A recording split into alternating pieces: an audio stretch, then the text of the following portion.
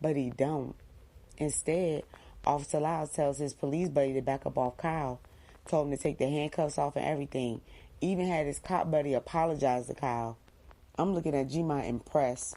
She quiet now, watching her code language do its work.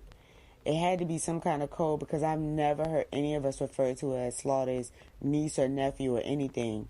Don't get me wrong, Slaughter is really blood-related family, but he the family member that is around, but we never discuss how he got around. But anyway, while the officer is apologizing to Kyle, Kyle is looking at me.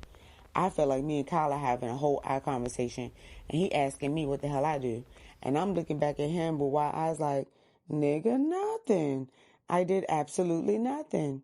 In the midst of all this, some girl comes out the room where Kyle is staying, and she vouching for Kyle, telling the police he been there all night. G-Ma looked back at me because who is this little girl in her house? Now I'm having an eye conversation with G-Ma like, I don't know. I have no idea what's happening in her house at 2 a.m. Through Officer Lyles, we learned the little girl's name is Bree. Apparently, she's Kyle's girlfriend. She's from Raleigh. Yes, Raleigh. And Raleigh ain't down the street, so this girl must be staying here. And again, G-Ma look at me, and this time I verbalized. I have no idea about any of this. I just woke up and grabbed a knife. I do not know. Officer Lyles ushers his partner out the house, and he helps G-Ma to the kitchen table so she can sit down. He sit across from her at the table. Me, Kyle, and Bree are standing around watching Officer Lyles earn his side money. So Officer Lyles tells G-Ma he had to come here this morning because he heard about what happened to me at Isaiah's house and needed to know if we had anything to do with it. G-Ma say, what happened to Frida? She looked so confused. Poor baby wig was twisted. They got my grandmama up early in the morning looking any kind of way. Finally, it clicked and she remembered what happened to me. And I see that, oh yeah. I see that look on her face.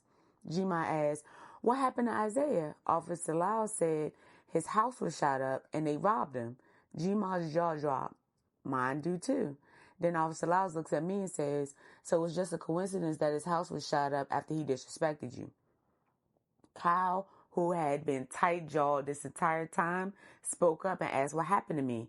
I shake my head because what happened to me was embarrassing. I was not calling anybody about it. But according to Officer Lyles, all of Terryburg know how I was disrespected, and they know how Isaiah caught himself doing a takeover of G-Ma's business.